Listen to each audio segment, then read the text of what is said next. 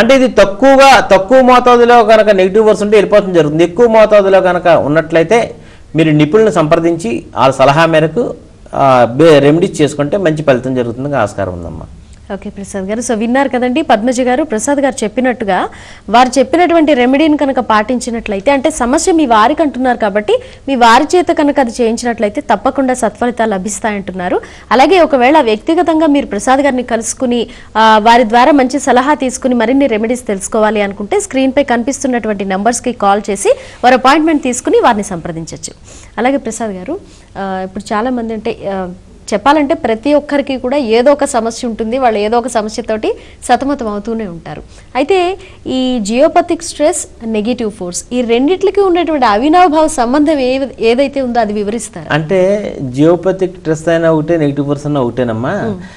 Greek పదం జియో అనేది Greek పదం అమ్మా. జియోపతిక్ స్ట్రెస్ అంటే భూగర్భం నుంచి వెలువడే రేడియేషన్ వల్ల బాధపడటం వల్ల గ్రీక్ పదం అలా పెట్టారమ్మా.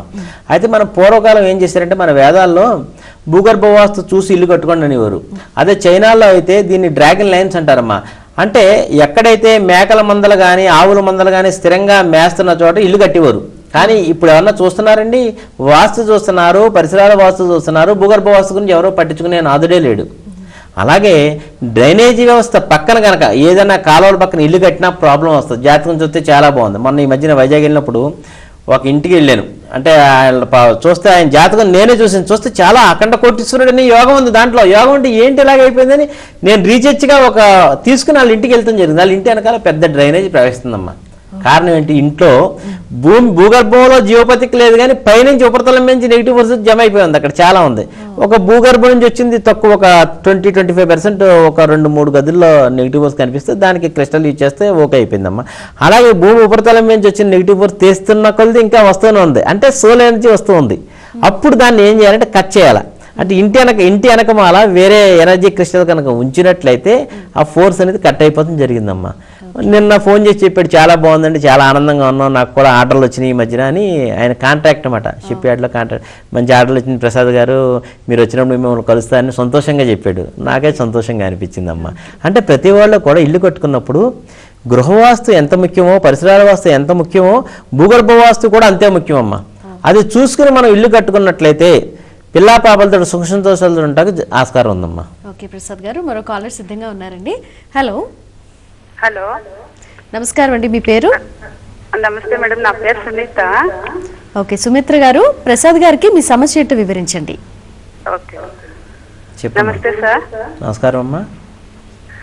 సార్ నాకు చిన్న పాప సార్, 2.5 years అయింది.